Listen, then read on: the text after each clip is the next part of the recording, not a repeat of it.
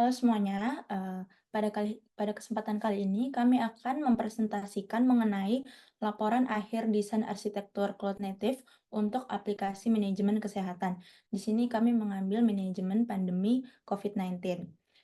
Untuk anggota kelompok, saya sendiri Putri Febiani dan teman saya Kevin Husodo, Audrik Nagata, dan juga Yasar Anabil. Nah, ini untuk overview yang akan kami jelaskan pada presentasi kali ini, yaitu ada mengenai latar belakang, penjelasan topik kami, diagram arsitektur, dan penjelasan arsitektur, dan terakhir adalah kesimpulan. Nah, ini adalah latar belakang. Nah, pada kesempatan ini, selama pandemi COVID-19, aplikasi manajemen kesehatan itu menjadi sangat penting untuk membantu mengendalikan penyebaran virus dan memberikan layanan kesehatan yang cepat dan efisien. Di sini, aplikasi yang dirancang itu untuk mengelola proses pengujian virologi dan menyediakan laporan status kematian, memberikan pemberitahuan eksposur, dan mengelola pembayaran isolasi diri dan melacak lokasi risiko. Tujuan utama dari aplikasi ini yaitu untuk memastikan bahwa semua informasi penting tersedia dengan cepat dan akurat kepada pengguna dan pihak berwenang. Next. Nah, ini untuk penjelasan topik kami. Jadi, desain arsitektur yang kami gunakan itu untuk aplikasi manajemen kesehatan pandemi COVID-19 yang menggunakan layanan AWS. Di sini bertujuan untuk menyediakan solusi teknologi yang efisien dan andal dalam mengelola tantangan yang kompleks terkait pandemi. Jadi, aplikasi ini itu dirancang untuk memfasilitasi pengujian virologi yang cepat dan akurat, serta mengumpulkan data dari hasil tes dengan efisiensi yang tinggi dan mendalam. Jadi, layanan pelaporan kasus yang struktur dan juga cepat itu memastikan informasi kesehatan pasien tersedia secara real time bagi pihak berwenang dan masyarakat umum. Next. Ya, kemudian untuk penjelasan lanjutan dari penjelasan sebelumnya, yaitu yang pertama adalah kita memiliki beberapa fitur utama yang akan disediakan oleh aplikasi ini. Nah, salah satunya adalah contohnya pengujian virologi dengan tujuan mendeteksi virus COVID-19 melalui proses pengujian laboratorium. Kemudian itu fungsinya adalah untuk mengumpulkan, menyimpan, dan juga menganalisis data hasil tes, serta menjadwalkan pengujian dan melaporkan hasil secara efisien. Fitur yang kedua adalah pelaporan kasus. Tujuan dari pelaporan kasus ini adalah untuk menyediakan laporan status kesehatan dan juga hasil tes kepada pengguna dan pihak berwenang. Nah, fungsi dari fitur ini adalah kami akan mendistribusikan informasi kesehatan dengan cepat dan akurat kepada semua pihak yang membutuhkan. Kemudian pada fitur yang ketiga yaitu adalah pemberitahuan exposure, yaitu dengan tujuan untuk memberitahu pengguna jika mereka terpapar dengan individu yang terinfeksi. Nah, fungsi dari fitur ini adalah menggunakan data lokasi dan interaksi untuk mengidentifikasi dan memberitahu pengguna tentang kemungkinan paparan dari virus COVID-19. Kemudian yang keempat, pembayaran isolasi diri. Tujuannya adalah untuk mengelola pembayaran untuk individu yang perlu mengisolasi diri setelah hasil tes positif. Nah, fungsi dari fitur ini, kami akan menyediakan platform aman untuk verifikasi kelayakan dan juga distribusi dana isolasi. Fitur terakhir adalah pelacakan risiko. Tujuannya adalah untuk mengidentifikasi dan juga untuk memberitahu pengguna tentang lokasi yang beresiko tinggi terkait penyebaran virus tersebut. Fungsi dari fitur ini adalah yang pertama, mengumpulkan dan menganalisis data lokasi untuk memberikan informasi tentang area-area yang harus dihindari ataupun diwaspadai. Next. Ini adalah diagram daripada arsitektur yang kita buat, nanti akan dijelaskan secara lengkapnya pada penjelasan secara spesifik. Next. Terkait dengan penjelasan secara umumnya terhadap diagram tersebut, yang pertama adalah akses pengguna. Pengguna seperti pasien, tenaga kesehatan, dan juga peneliti dapat mengakses seluruh sistem melalui perangkat mereka. Contohnya seperti mobile atau web. Kemudian yang kedua, operational. Operator sistem dan administrator aplikasi menggunakan panel kontrol khusus untuk logging, monitoring, dan juga alerting system. Kemudian yang ketiga ada pengelolaan lalu lintas menggunakan DNS. Layanan DNS dari AWS yaitu Route 53 digunakan untuk mengarahkan lalu lintas ke komponen yang sesuai dengan sistem. Kemudian yang keempat ada distribusi konten menggunakan CDN CloudFront. CloudFront ini akan mengelola distribusi konten untuk memastikan data dapat diakses dengan cepat dan juga efisien kepada seluruh pengguna.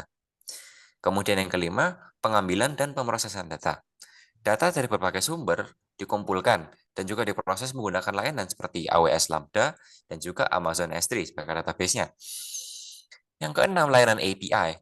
Layanan API Gateway digunakan untuk mengelola lalu lintas API dan juga untuk berbagai layanan seperti pengujian virologi, diagnosa, dan juga analitik. Kemudian yang ketujuh, pemberitahuan exposure dan analitik. Sistem ini memiliki mekanisme untuk menganalisis data dan juga memberikan pemberitahuan kepada pengguna jika mereka terpapar oleh virus. Yang kedelapan, integrasi dengan sistem eksternal. Sistem ini terintegrasi dengan berbagai basis data eksternal atau database yang eksternal dan juga layanan eksternal melalui API. Yang kesembilan, keamanan dan manajemen akses. Keamanan sistem dijamin dengan menggunakan AWS WAF, IAM, dan juga CloudTrail untuk melindungi data dan mengelola akses. Kemudian yang ke-10, layanan lokasi. Layanan lokasi digunakan untuk mengidentifikasi hotspot yang beresiko tinggi dan juga untuk menyediakan informasi lokasi penting. Dan yang terakhir, manajemen kunci publik. Kunci publik akan digunakan oleh administrator sistem eksternal untuk verifikasi dan juga autentikasi data. Next. Baik, selanjutnya kita masuk ke dalam arsitektur yang kita punya. Nah, yang pertama kita memiliki ada namanya public client, yang kedua kita memiliki operation, yang ketiga external system dan adminnya. Nah, yang pertama itu public client, di mana public client ini berupa user atau pasien yang bisa diakses melalui device. Jadi eh, dari mendapat akses dari sistem dari public internet, biasanya bisa melalui web atau aplikasi tadi. Nah, pengguna ini juga termasuk pasien, seperti selain itu juga bisa layanan kesehatan penyedia maupun peneliti. Nah, selanjutnya operation ini dapat berupa pencatatan, pemantauan, dan peringatan dari jaringan pribadi di dashboard untuk mengontrolnya. Nah, selanjutnya ini yang ketiga, layanan DNS itu digunakan untuk mengarahkan lalu lintas ke berbagai komponen sistem dari panel kontrol, terutama ke dalam internal sistemnya. Selanjutnya keempat ini layanan DNS itu akan mengarahkan lalu lintas ke pengiriman dan sistem query melalui CDN. Selanjutnya yang kelima, dari layanan DNS juga mengarahkan lalu lintas ke distribusi API sistem melalui CDN. Selanjutnya, yang keenam, CDN ini akan mengirimkan data ke layanan gateway API yang mengatur pengiriman dan pemerintahan data, terutama khususnya dalam pengujian virologi. Jadi ada isolation payment, virologi testing, submit, analytic. Selanjutnya, yang ketujuh, CDN juga mengirim data ke layanan gateway API yang mengelola dan mengirim dan permintaan untuk khususnya circuit breaker yang ada exposure notification dan risk training. Selanjutnya itu ada yang 8, kita setelah API dari submit, itu akan masuk datanya ke dalam Amazon S3 berupa diagnosaki. Selanjutnya 9, itu penyimpan data analitik di Amazon S3. Yang ke-10, kita masuk ke dalam sistem eksternal. Nah, sistem eksternal yang terintegrasi dengan sistem utama melalui API yang ada. Selanjutnya 11, layanan ETL itu menghubungkan data antar internal dan sistem eksternal yang ada. Yang ke-12, siapkan data yang ada itu akan disiapkan untuk menjadi data yang diproses menjadi data yang berkualitas untuk layanan DNS dulu untuk mengarahkan lalu lintas dari sistem eksternal yang nanti akan masuk ke dalam sistem internal. Oke, selanjutnya adalah terdapat Location Intelligence Service, yaitu layanan yang menyediakan data intelijen lokasi seperti hotspot risiko tinggi dan permintaan virologi. Location Intelligence Service ini juga memberikan informasi yang penting untuk pengembalian keputusan terkait kesehatan masyarakat. Selanjutnya, yaitu data to DNS, yaitu data dari Location Intelligence Service dan virologi request dikirim ke DNS untuk pengarahan lalu lintas. Di sini juga memastikan data dikirim ke tujuan yang tepat. Kemudian selanjutnya adalah data to internal system via DNS dan WAF. yaitu data dari berbagai komponen dikirim ke sistem internal melalui DNS dan Web Application Firewall atau WAF. Di sini juga melindungi sistem internal dari serangan dan memastikan keamanan data. Kemudian ada Web Application Firewall atau WAF, yaitu firewall yang melindungi aplikasi dari serangan eksternal. Pada Web Application Firewall ini juga meningkatkan keamanan aplikasi. Selanjutnya, yaitu CDN atau External to Internal. CDN ini mendistribusikan data eksternal ke sistem API internal. CDN ini juga meningkatkan performa dan keamanan pengiriman data eksternal. Kemudian data preprocessing, pemrosesan data dan analisis data eksternal yang disimpan di penyimpanan internal. Kemudian juga mengubah data mentah menjadi informasi yang berguna. Selanjutnya, data preprocessing, AWS Lambda, Glue, dan QuickSight, yaitu pemrosesan data menggunakan layanan AWS Lambda seperti komputasi tanpa server, kemudian Amazon Glue seperti pemrosesan data, dan QuickSight yaitu visualisasi data. Di sini juga memproses dan menganalisis data secara efisien dan menghasilkan laporan yang mudah dipahami. Selanjutnya, yaitu Service Implementation, yaitu API Gateway dan Lambda dan S3. Di sini mengimplementasikan layanan menggunakan API Gateway untuk mengelola endpoint API AWS Lambda untuk komputasi tanpa server dan Amazon S3 untuk penyimpanan data. Di sini membangun layanan yang scalable, andal, dan hemat biaya. Kemudian, Application Security. Application Security itu merupakan komponen keamanan aplikasi, termasuk AWS KMS atau Key Management Service untuk enkripsi, kunci API untuk autentikasi, dan kunci publik untuk verifikasi. Application Security melindungi data dan layanan dari akses tidak sah.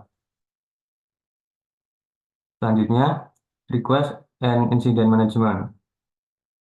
Ini merupakan layanan untuk mengelola permintaan dan insiden yang berkaitan dengan sistem. Di sini juga memastikan penanganan masalah yang efektif dan efisien. Kemudian kemudian ada AWS Identity and Access Management atau IAM, yaitu layanan AWS. IAM ini untuk mengontrol akses ke sumber daya, serta keamanan dan audit melalui IAM Access Analyzer, Trusted Advisor, dan CloudTrail. Di sini mengelola akses pengguna dan memastikan keamanan sumber daya AWS. Kemudian yang terakhir adalah Public Key atau External System Admin. Public Key merupakan kunci publik yang digunakan oleh administrator sistem eksternal. Public Key memungkinkan komunikasi yang aman antara sistem eksternal dan sistem utama. Nah, selanjutnya adalah kesimpulan dari aplikasi kami. Jadi, desain arsitektur cloud native itu yang menggunakan layanan AWS untuk aplikasi manajemen kesehatan pandemi COVID-19 itu telah berhasil menyediakan solusi teknologi yang efisien dan juga andal. Nah, aplikasi ini memungkinkan pengujian virologi cepat dan juga akurat dari pengumpulan dan analisis data hasil tes yang efisien serta memberitahu exposure otomatis untuk mengurangi resiko penularan. Nah, dengan fitur pelaporan kasus real time yang kami gunakan, itu bisa pengelolaan pembayaran isolasi diri, pelacakan lokasi risiko, dan juga aplikasi yang mendukung respon pandemi yang cepat dan terstruktur. Nah, jadi layanan AWS seperti Amazon S3, Lambda, Route 53, dan CloudFront juga akan digunakan untuk mengelola data, mengamankan sistem, dan menyediakan layanan yang terintegrasi dengan sistem eksternal. Nah, ini memastikan bahwa informasi penting dan dapat diakses dengan cepat oleh semua pihak terkait. Oke, mungkin itu saja yang dapat kami sampaikan dalam presentasi ini. Kurang dan lebihnya kami mohon maaf. Sekian dan terima kasih.